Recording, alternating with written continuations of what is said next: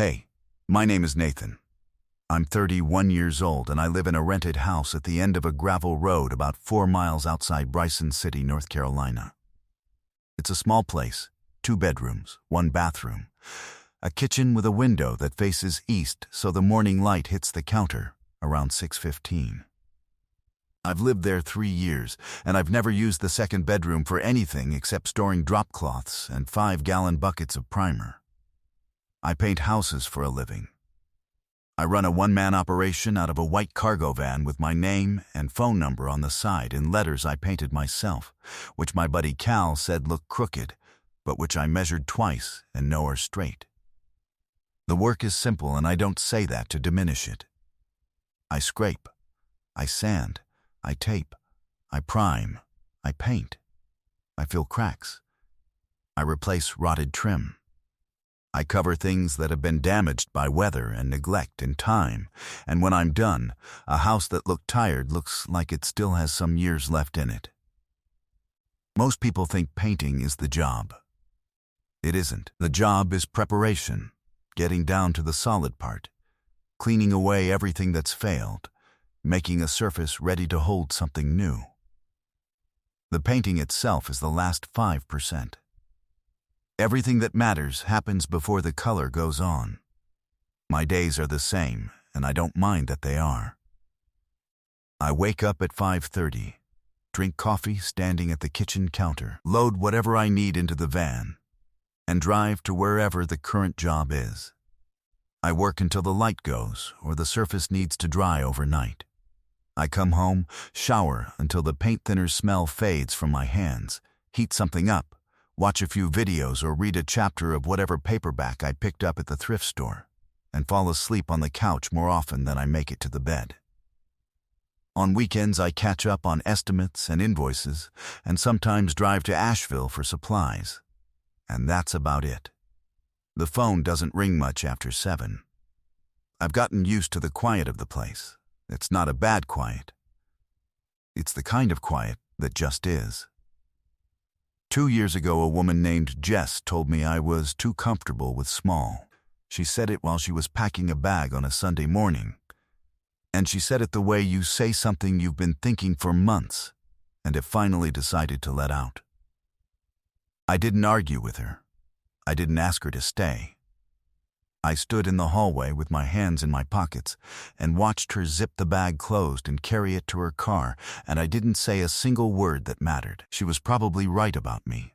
I've thought about that morning more times than I should, and every time I arrive at the same conclusion, which is that she was probably right, and I was too slow to say anything that might have changed her mind. That's my thing, I guess. I let things go when I should hold on. That Tuesday, in early October, I pulled up to a farmhouse on Riddle Creek Road to start a job I'd booked 3 weeks earlier. Margaret Calloway, 63, recently widowed, wanted the exterior of her house repainted before winter. I'd actually painted this house once before, years ago, when her husband Bill was still alive and had stood in the yard the whole time telling me stories about the Korean War and bringing me glasses of iced tea so sweet they made my teeth ache.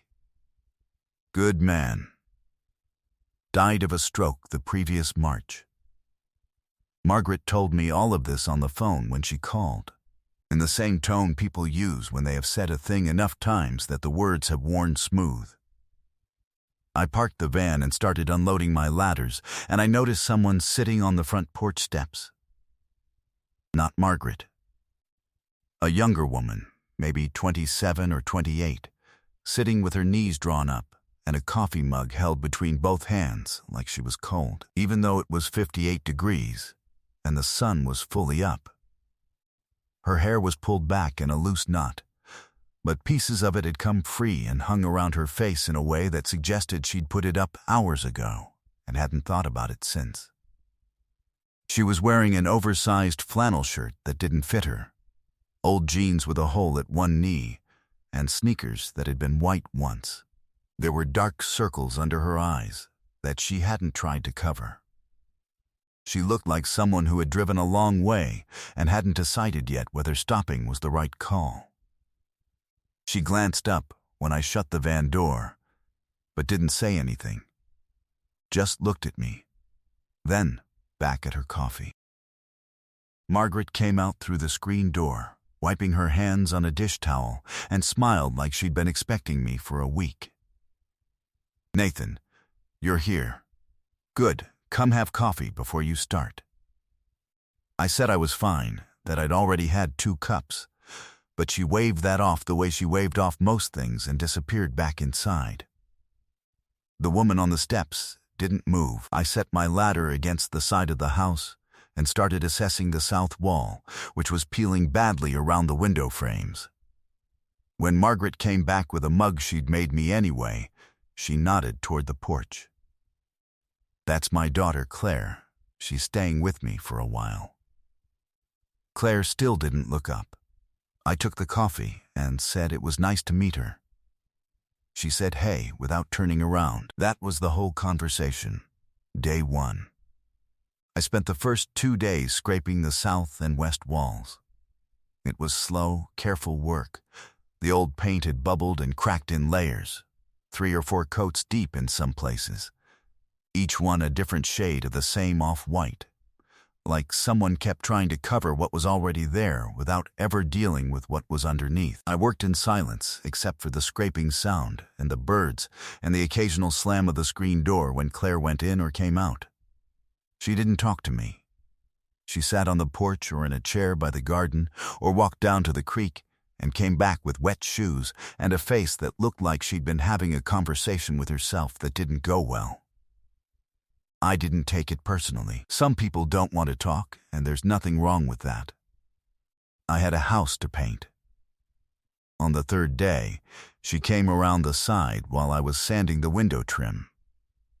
She stood a few feet away, arms crossed, and watched me work for a full 2 minutes without saying anything. Then she said, "Why don't you just paint over it?" I kept sanding. "Because it won't hold. You paint over damaged wood and the new coat looks fine for about 6 months. Then it peels again, worse than before. You have to get down to the solid part first." She was quiet for a moment. "That sounds like it takes a lot longer." "It does. And people pay you for the extra time?" "Some do. The ones who want it done right." She almost smiled at that, or something near her mouth shifted slightly. Then she went back inside.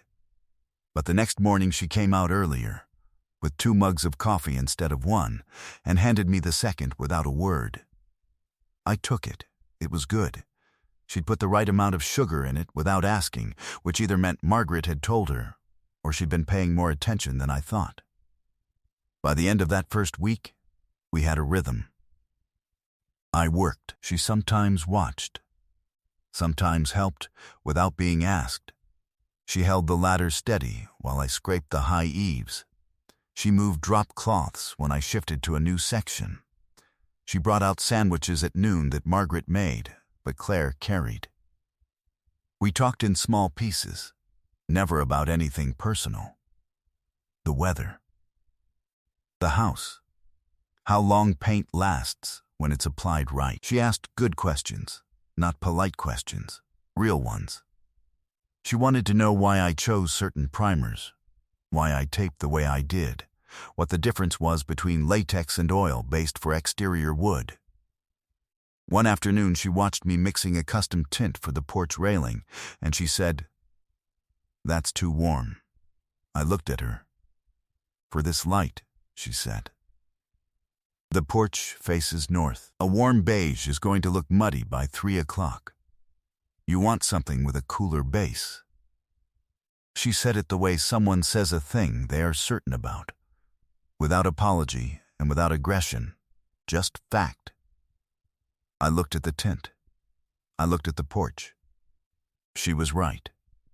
The north-facing light would wash the warmth out and leave it looking flat and yellowish by afternoon. I adjusted the mix and she watched me do it and nodded once, briefly, like a teacher who'd been testing me and was satisfied with the correction. "How do you know that?" I asked. "I studied design," she said. "In another life." And then she walked back inside, and I understood that another life meant the life she had left, and that she wasn't ready to tell me about it yet, and that was fine. Margaret asked me to stay for dinner on a Friday. I almost said no. I had my routine, the drive home, the shower, the reheated something, the quiet house. I didn't need dinner at someone else's table.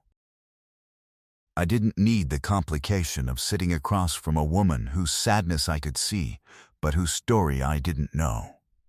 I had my own weight to carry, and I'd been carrying it efficiently for 2 years, and adding someone else's didn't seem like smart planning.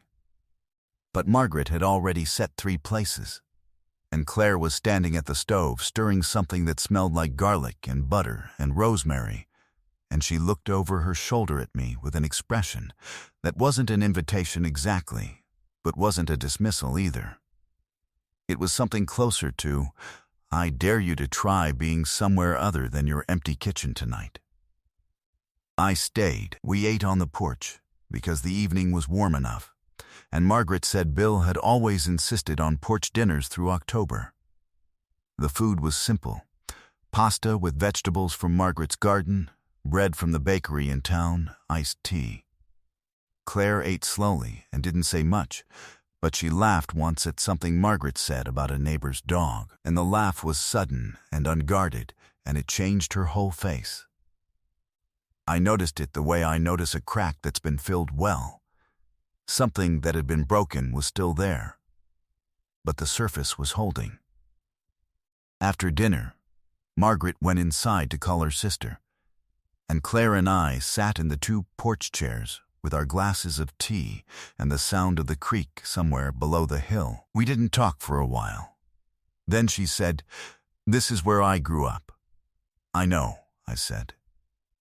"I painted this house when your dad was still here. He told me about Korea for 3 straight days." Something softened behind her eyes. He told everyone about Korea. He was a good storyteller. He was. She was quiet. I missed this porch. I didn't realize how much until I was sitting on it again. I didn't ask where she'd been sitting before, or why she'd come back. I finished my tea and said goodnight, and drove home, and thought about the way she'd said I missed this porch with her whole body leaning into the words like the porch was the only solid thing she'd touched in months. The second dinner came without either of us deciding it would. I finished the west wall on a Monday and came down the ladder to find Claire sitting on the tailgate of my van with a glass of water she'd brought out for me. She handed it over and said, "The trim around the kitchen window is split. Did you see it?" I had seen it. I'd been planning to mention it to Margaret as extra work. "I can show you," she said, and she walked me around to the kitchen window and pointed at the lower sill, where the wood had rotted through in a section about 8 inches wide. She ran her finger along the edge where the solid wood met the damaged part. "This section is fine, but if you just patch over the rot, it'll spread." "I know," I said. "I know you know. I'm just making sure." I pulled the rotted section out that afternoon and cut a new piece from cedar stock I had in the van. Claire watched me measure and cut and sand the replacement piece to fit. When I test fitted it into the gap, it was a hair too wide. I shaved it down. Still too wide. I shaved it again. Claire said, "You could just force it." I said, "Then the seal won't be right, and the water gets back in." She was quiet for a moment, and then she said, "You're very patient with things that are broken," and I didn't know if she was talking about the window or not, and I didn't ask. That evening Margaret said I might as well stay again since I was already here and the chicken was already in the oven. I stayed. This time Claire sat across from me instead of beside me, and I could see her face while she talked. And I noticed that when she was explaining something she cared about, she was telling Margaret about a book she'd been reading about color theory in Renaissance painting. Her hands moved the way a person's hands move when they've forgotten to be careful. She gestured and pointed and drew invisible diagrams in the air, and her face was open and alive, and for the first time since I'd met her, she didn't look like someone who had driven 8 hours to escape something. She looked like someone who was remembering who she was. Margaret watched her daughter talk with an expression I recognized because I'd seen it on my own mother's face when I was young. The look of a parent watching their child be themselves again after a long time of being someone else's version of themselves. She caught my eye across the table and gave me a look that was just slightly too knowing, and I looked away and concentrated on the chicken. After that second dinner, I stopped pretending I was staying late for the house. The house needed painting, yes, but I was working slower than I normally would. I was spending more time on prep than any job required. I was finding things that needed repairing that I could have left for another contractor. I extended the trim replacement into a 2-day job that should have taken 3 hours, and when Claire brought me lunch on the second day, a sandwich she'd made herself, not Margaret, with a note on the napkin that said, "Don't skip meals." Painter. I sat on the porch and ate it and felt something I hadn't felt in 2 years, which was the specific warmth of someone thinking about whether you'd eaten. It was a small thing, a sandwich and a note. But I had been living a long time without anyone writing me notes, and the handwriting was messy, and the sandwich was slightly too heavy on the mustard, and it was the best thing I'd had in months. I left a small can of the blue-gray paint I'd been mixing on the porch the next morning, with a strip of tape on it that said, "For the studio, if you want it." She didn't mention it. But when I walked past the spare room window that afternoon, I saw the can open on the table beside a canvas with a wash of blue-gray that looked like the sky over the Smokies in November. The second week, Margaret's neighbor Donna stopped by while I was on the ladder painting the upper trim. Donna was the kind of woman who saw everything and needed to talk about most of it.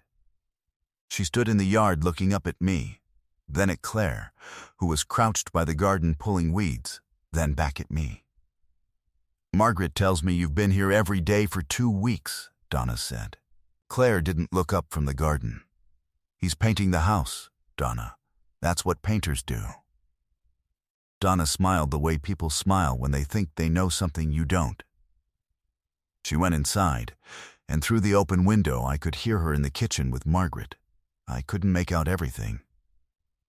But I heard Donna's voice, amused and light, ask something, and I heard Claire come in through the back door and say, clearly enough that I caught every word from the top of the ladder, "He's just a friend. Mom, he's the painter." And then I heard Margaret. Her voice wasn't amused. It wasn't light. It was the voice of a woman who had been married for 38 years and had buried the man she loved 5 months ago and knew exactly what it looked like when two people were trying not to see what was already there. "He is not just a friend," Margaret said. Nobody said anything after that. I heard a chair scrape. A cabinet close. Donna said something about the tomatoes looking good this year. I stayed on the ladder and painted, and did not look down, and kept my hand steady on the brush even though my chest felt like someone had opened a window in it that I hadn't known was closed. That evening I stayed late. Not for dinner. I told Margaret I needed to finish the east wall before the rain that was coming Friday. She didn't argue, but she looked at me the way she looked at everything, which was more carefully than most people look at anything. Claire came out at dusk with a jacket on and sat on the steps while I cleaned my brushes. "You heard what she said," Claire said. I wrung the brush out. "I heard. She's wrong. Okay, she sees things that aren't there. She's been doing it since I got back. She thinks because I'm talking to a man who happens to be at her house every day, Claire." She stopped. "You don't have to explain it to me." She looked at me for a long time. The light was almost gone, and her face was half in shadow, and I could see the effort it cost her to be sitting there, to be close to someone, to be having this conversation at all. I recognized the effort because it was the same effort it cost me. "Why did you come back?" I asked. I hadn't planned to ask it. It came out because I'd run out of reasons not to. She pulled the jacket tighter. There was a man. Andrew. He was an architect. Very smart. Very ambitious. Very certain about how things should be. He decided how I dressed. Where we ate. What I should do with my life. When I told him I wanted to go back to painting. Actual painting, not houses. Real work. The thing I went to school for. He told me I wasn't talented enough to make it worth the risk. She said this looking at the tree line, not at me. And I believed him. For 3 years, I believed him. I arranged my life around his version of me, and the longer I did it, the smaller I got. Until one morning I looked in the mirror, and I didn't recognize the person looking back. She paused. I left that afternoon. I packed one bag and drove 8 hours and showed up on this porch, and my mom didn't ask me a single question. She just opened the door. I set the brush down. I sat on the bottom step, a few feet from her, and told her about Jess. Not the whole story, because there wasn't much story to tell. Just the morning, the suitcase, the hallway, the silence. She told me I was too comfortable with small, I said. And I didn't fight for her. I just stood there and let her go because I thought she was probably right and I probably wasn't worth arguing for. Claire was quiet for a long time. Then she said, maybe small isn't comfortable. Maybe small is just honest. 5 words. She didn't reach for them. They came out plain and simple, and they rearranged something inside me that had been sitting crooked for 2 years. I didn't say anything. She put her hand on my arm, briefly, the way you touch something to make sure it's real, and then she took it back and we sat there in the dark, listening to the creek and the frogs, and neither of us said another word. I thought about her hand on my arm the whole drive home. I thought about it while I stood in my kitchen eating cold pasta out of the container. I thought about it lying on the couch at midnight, staring at the ceiling. Something had shifted. I wasn't going to call it anything. I wasn't going to make a move. But I could feel it the way I could feel a change in the weather, by the way paint dried. Something in the air was different, and I was paying attention now in a way I hadn't been before. The next week the house was nearly done. I had the south wall and the trim left, plus the shutters. Claire and I had settled into something that didn't have a name, but had a rhythm. She brought me coffee in the morning. We talked while I worked. She'd correct my color choices with the kind of quiet authority that made me realize she was better at the artistic part of my job than I was. In the evenings, if I stayed for dinner, we'd end up on the porch. Margaret would go inside early, always with the same transparent excuse. A phone call, a TV show, a headache. Claire and I both knew what she was doing. Neither of us said so. One afternoon, Claire helped me paint the shutters. Margaret had picked a safe cream. Claire said no. She wanted blue. Not navy, not powder. Not teal. A specific blue. She described it as the color of the sky about 20 minutes before the sun fully sets, when the blue still has some warmth in it but is starting to deepen. I didn't have that color. I drove to the supply store in Asheville and came back with 4 sample quarts, and she pointed at the third one without hesitation. We painted the shutters together, side by side, working from opposite ends. When we met in the middle, she had a streak of blue on her cheek, and I reached out and wiped it with my thumb without thinking. And she went still. And I pulled my hand back. And for a second we were standing close enough that I could smell the paint and her shampoo and the garden behind us. And then, she said quietly, "You missed a spot," and pointed at the shutter, and we both went back to work. The shutters looked perfect. The blue changed the whole house. Margaret came outside and stood in the yard and put her hand over her mouth and said, "Oh, Claire." And Claire said, "I know, Mom." And I knew she wasn't talking about the color.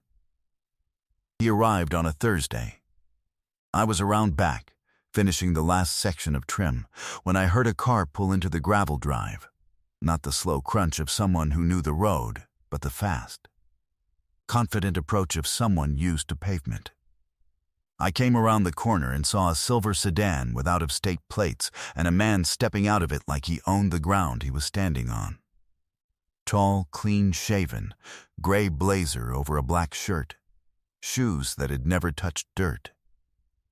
He looked at the house, then at my van, then at me. He took in the paint-stained clothes, the brush in my hand, the ladder against the wall. "Is Claire here?" he said. "Who's asking?" "Andrew Delaney. I'm her partner." "X," Claire said from the porch. She'd come out when she heard the car. She was standing at the top of the steps with her arms crossed and her jaw set and her body as still as I'd ever seen it. "You're my ex, Andrew, and you shouldn't be here." He smiled. It was the kind of smile that was supposed to be disarming. "Claire, I drove 6 hours. Can we at least talk?" What happened next took maybe 15 minutes, but felt much longer. Andrew came onto the porch, uninvited. Margaret appeared in the doorway. He was polite at first, smooth, concerned, using words like worried and care about you, and think about this clearly. He said he wanted to talk about their life. He said she'd left in a state, and he wanted to make sure she was okay. He said it the way someone says something reasonable while meaning something else entirely. Then, he looked at me.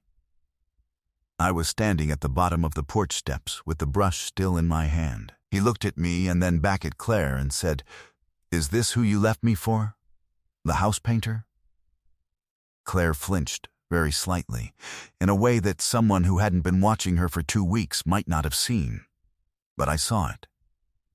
"Claire," he said, and his voice dropped the concerned act. "You can't be serious. You left a real life.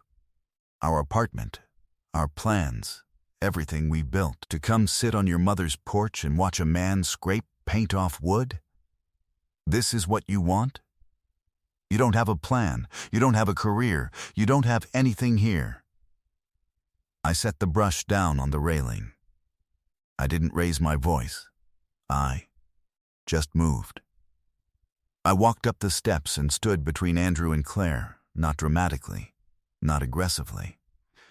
Just placed myself in the space that he was using to push her backward. I looked at him. "She told you to leave." He stared at me. "This isn't your business." "She told you to leave," I said again, exactly the same way, because it didn't need saying differently. Then Claire stepped up beside me. Not behind me. Beside me. She put her hand on the porch railing, and she looked at Andrew with the same steady, precise focus she brought to everything. The color of shutters, the warmth of primer, the angle of afternoon light. "You spent 3 years telling me who I was," she said. "You told me what I could do, what I couldn't do, what was realistic, and what was a waste of time.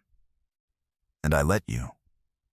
That's on me. But I am standing on my mother's porch in a town I grew up in, next to a man who has not once in 2 weeks told me who I should be. And that is worth more than anything you ever built." She didn't yell. She didn't break down. She stated facts the way you state the readings on a level. Here is what is true. Here is where the line falls. This is not open to interpretation. Andrew looked at her, then at me, then at Margaret, who was standing in the doorway with an expression that could have frozen a lake in August. He straightened his blazer. He walked to his car. He left. No dramatic exit. He just ran out of room to stand in. Margaret went inside. Claire sat down on the porch steps and put her face in her hands, and I sat down beside her and didn't touch her and didn't talk and just stayed. That was a Thursday. I didn't come Friday. I wanted to give her space, and I wasn't sure what I was supposed to be after what had happened. The painter, the friend, The man who stood on the steps. I drove to Asheville and bought supplies I didn't need and sat in a parking lot for an hour looking at my phone. She didn't text. I didn't text. I thought about driving to Riddle Creek Road, and I didn't, and I thought about Jess in the hallway and the suitcase, and I thought, not again. I drove to Margaret's house Saturday morning, not because I had work to do. The house was nearly finished. I drove there because I was done being the man who stood in hallways and said nothing. Claire was on the porch. She looked up when I parked, and she watched me walk across the yard and up the steps, and I could see her bracing, the way she braced for everything. The same tight shoulders and guarded eyes I'd seen the first day she sat on those steps, with her coffee in both hands. I sat down in the chair beside her. "I'm sorry," I said. "Not for Thursday. For Friday. For not being here yesterday. I thought I was giving you space, but I think what I was actually doing was the same thing I always do, which is stepping back when I should be stepping forward." She was watching me. "I have been carrying this for weeks, and I don't know how to say it right," I said. "But here is what I know. I know that before you showed up, I was painting your mother's house the same way I paint every house. Carefully, correctly, and alone. And somewhere between the coffee you brought me on the third morning and the afternoon you told me my primer was wrong, I stopped wanting to go home at the end of the day. I stopped wanting the quiet. I started finding reasons to work slower, because working slower meant being here longer, and being here longer meant being near you." I looked at my hands. When your mother said what she said, that I wasn't just a friend, I heard it from the top of the ladder, and my first thought was to pretend I hadn't. Because that's what I do. I let things pass. I stay comfortable with small. But you told me that maybe small is just honest. And I think you were right. And I think the honest thing is that your mother saw it before I was willing to, and I'm done pretending she was wrong. Claire didn't say anything for a while. She looked at me the way she'd looked at the paint samples, carefully, with full attention, measuring something I couldn't see. Then she said, "Nathan, you are genuinely the slowest man alive." And she leaned over and kissed me. It was soft and brief and tasted like coffee and the sharp morning air, and when she pulled back she was almost smiling. And the almost was what made it real, not a performance of happiness, but the cautious, honest beginning of it. "I started caring about you the day you explained that you scrape before you paint," she said, "because I hadn't met anyone in 3 years who bothered to get down to the solid part first." I put my hand over hers on the armrest of the porch chair. She turned her hand so our fingers laced together. We sat like that for a long time, saying nothing, because there was nothing left to say that we hadn't just said with a kiss and 2 hands on a wooden armrest on a Saturday morning in October. Margaret opened the screen door about 10 minutes later, looked at us, looked at our hands, nodded once like a woman confirming information she had already filed, and said, "I'll make breakfast." 5 months later, the house on Riddle Creek Road looked like a different place, not because of the paint, though the paint had held beautifully, and the blue shutters made the whole structure look like it had always been waiting for exactly that color. It looked different because of the life around it. Margaret's garden had expanded to 3 raised beds, which Claire had designed and I had built on 2 Saturdays in November. The porch had new chairs, real ones, not the old plastic kind, and a small table between them where Margaret set her tea every evening. The creek path had been cleared and widened, and someone had hung a bird feeder from the big oak that I know for a fact was Claire, because I came by one morning and found her standing on a stepladder she'd dragged from the garage, reaching for a branch with a hook in one hand and a bag of sunflower seeds in her teeth. Claire was painting again. Not houses, The spare bedroom upstairs had become a studio. Margaret had cleared it out without being asked, had moved Bill's old things into the attic, and put a table by the window where the north light came in clean and cold. Claire painted in the mornings before I arrived and sometimes after I left, and the canvases leaning against the walls were landscapes and color studies, and one painting of the porch that made my chest hurt because it was so exactly right. The blue shutters, the morning shadow, the two chairs, the table with a coffee mug on it. She'd started selling small pieces at the Saturday market in Bryson City, beside a woman who made pottery and a man who sold honey, and every week she came back with a little less inventory and a little more certainty in her step. I still painted houses. I still drove the white van with my name on the side, but the van was parked in Margaret's driveway more nights than it was parked at my own place, and the second bedroom in my house was still full of drop cloths and primer buckets, but I'd started thinking about clearing it out, though I hadn't said that to anyone yet. Margaret never once said I told you so. She didn't need to. She said it every time she set 3 places for dinner without asking whether I was staying. She said it every time she went to bed at 8:30 with a headache that both Claire and I knew was invented. She said it one Sunday afternoon when Claire and I were arguing gently in the yard about whether the garden needed a fence. Claire said the deer were eating everything. I said a fence would block the view from the porch, and Margaret walked past us with her watering can and said to no one in particular, "You two sound like your father and me deciding about the shed," and kept walking.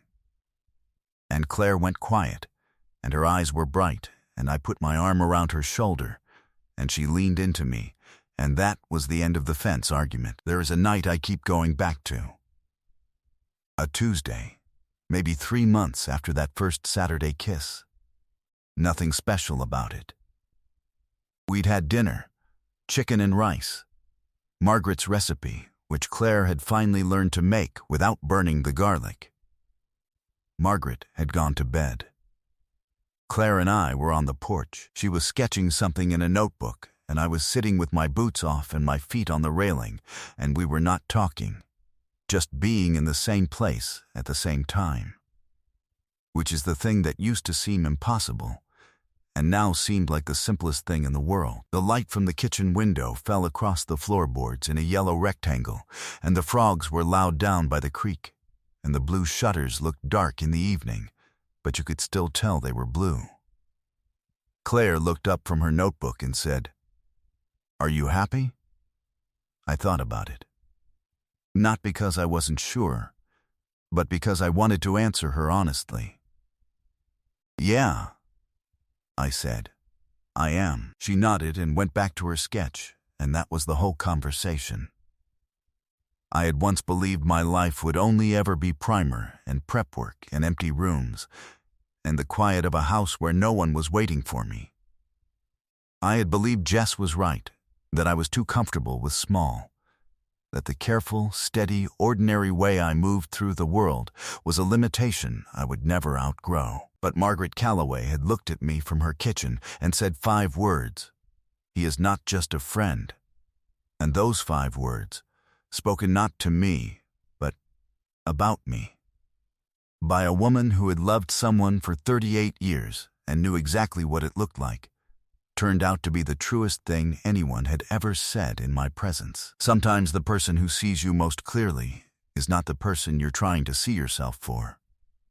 Sometimes it's the woman standing in the kitchen doorway who has been watching the whole time, who knows what it looks like when 2 people are too careful and too scared and too used to carrying things alone, and who loves them both enough to say the plain, obvious, terrifying truth out loud.